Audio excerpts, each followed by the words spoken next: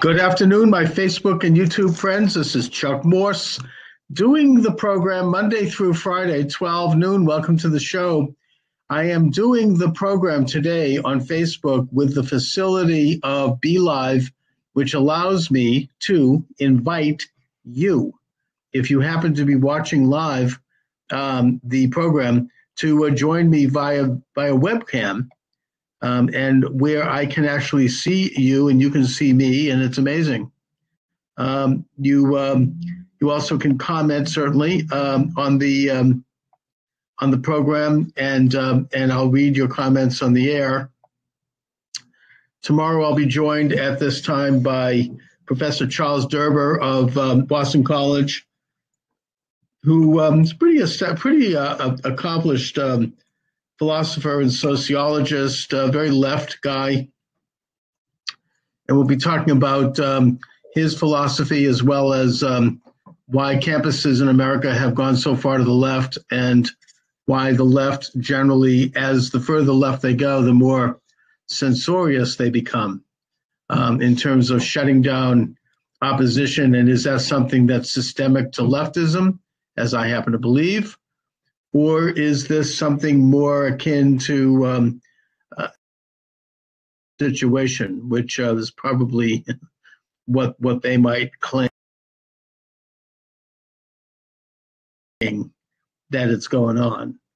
So I just want to talk a little bit today about the phenomena, the growing evidence, and I think it's becoming more apparent to everyone outside of really liberal circles, that the Democratic Party has a real racism, anti-Semitism problem. You know, they've spent huge capital, particularly since the election of Donald Trump as president and leading up to it, to try to use this smear against conservatives, that somehow we've got something against black men and women, that we have something against Jews, that we've got something against Muslims, that we've got something against any group that they want to name, women, transgendered people, whatever it might be on a given day or week, that they can pull out as a group and claim that we've got something against them. When, of course, this is the big lie. Conservatives and President Trump explicitly wants equal rights and equal freedoms and economic opportunity for all Americans. And when he says that, he doesn't just say it like any politician might rattle it off, like you might get on the left. He's taking steps in his public policy to ensure that more people do get opportunity to achieve and to live the American dream, and to be free and unencumbered in their life and in their choices. We could point to a lot of things, and that's a very interesting program. Maybe you want to chime in on that by webcam, you're welcome to. I'll get into that in more detail. I have done so extensively. I think it's obvious. I think it's self-evident that what I'm saying is true. We can look at President Trump's policies and his actions, which absolutely indicate this in a big way. But I want to talk about this charge of having something against people because of their race, and the realities of the Democratic Party and their embrace of radical black nationalist and black supremacist and anti-Semite Louis Farrakhan. His statements are out there, they're open. He believes that the black African race is superior to the white race, and has said so on many occasions. He believes that the Jews are behind everything bad that's happening in the world, and it's almost like Hitler. And he has said so even recently at a rally last weekend, apparently, that was not covered by the mainstream media, where he had thousands of supporters show up.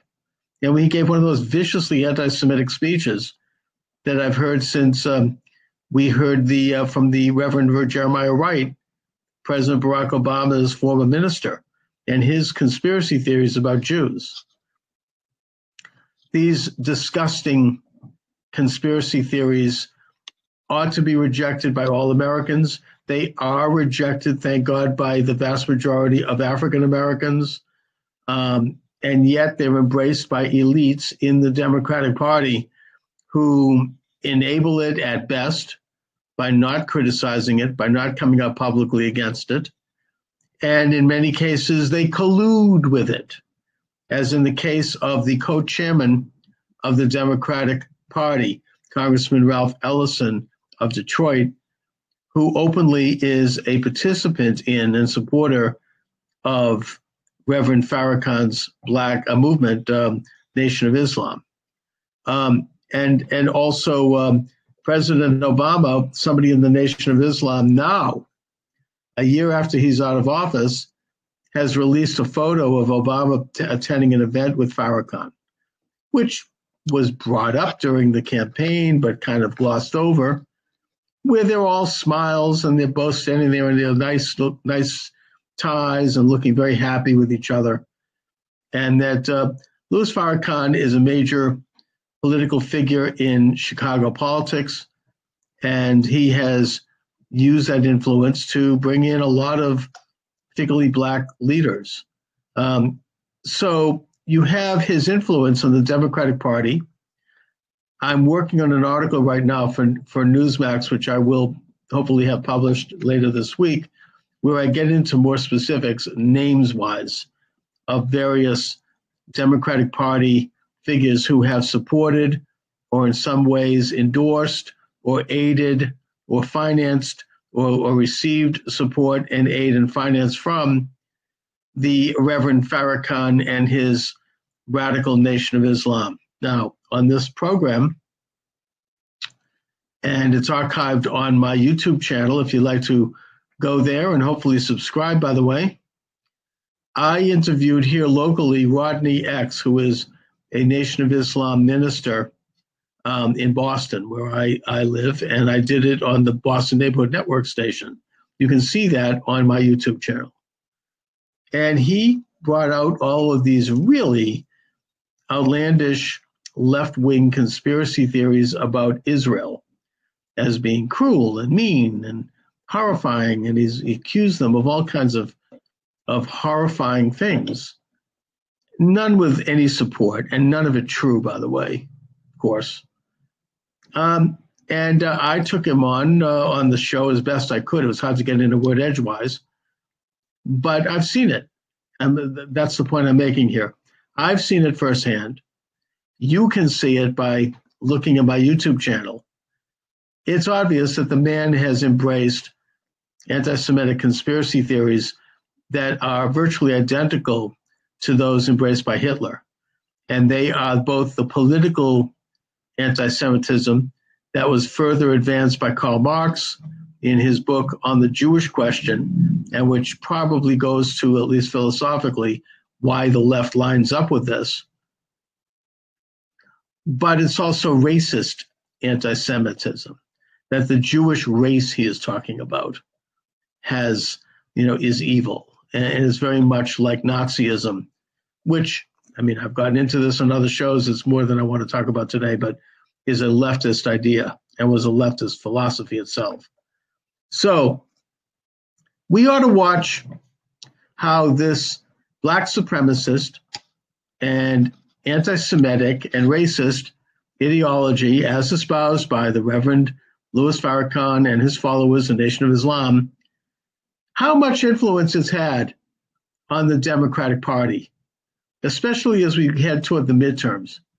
And we ought to call out the Democrats and ask them to disavow this every chance we get, because there is no place in this society for that kind of hate and that kind of ugliness.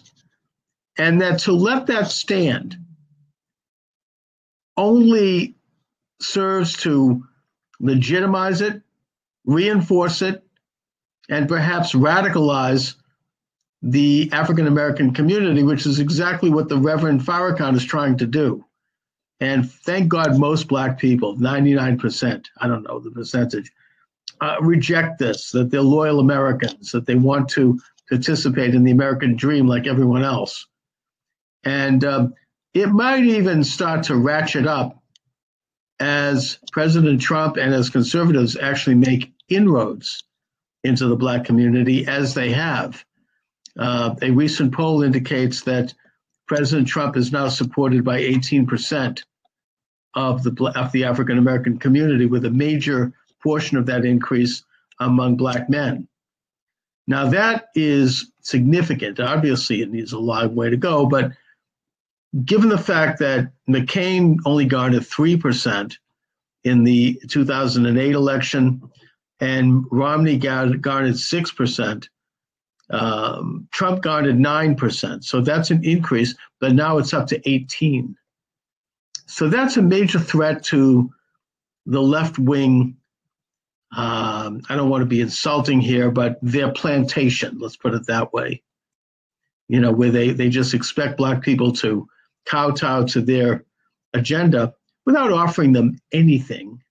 I mean, the left offers Black people two things: abortion and welfare. They don't offer any positive vision. They don't offer anything that would actually increase their economic condition or their spiritual condition, or to help them get a leg up on the American way, which they've done anyways, in spite of the left, frankly. So I think that the positive message that is being presented by President Trump and by conservatives is a major threat to them, obviously, and it's only going to make them go more crazy with their hateful accusations against conservatives. And I, again, think that the best means to go at this and to answer them is, well, what about your support for Louis Farrakhan? Now, I'm going to be doing some more research on this today, and I'm going to have an article up on Newsmax, which will give specifics in terms of the actual numbers of Democratic candidates and Democratic office holders who have supported Farrakhan.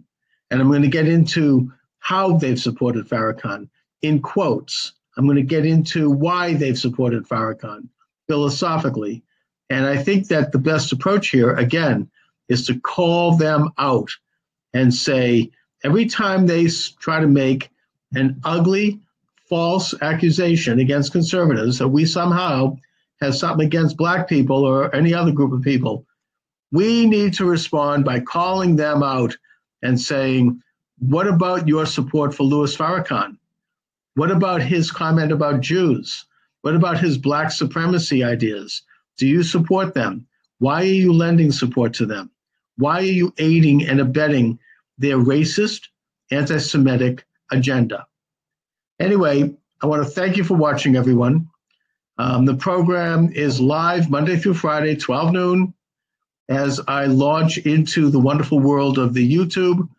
My emphasis is on the YouTube channel. That's the gold standard for this show. So I would urge people to subscribe to YouTube. It's free. If you don't like it, you can always unsubscribe. It's very easy, a click of a mouse. But I would appreciate it if you would subscribe. And I want to thank you for watching this afternoon. Thanks a lot, everybody.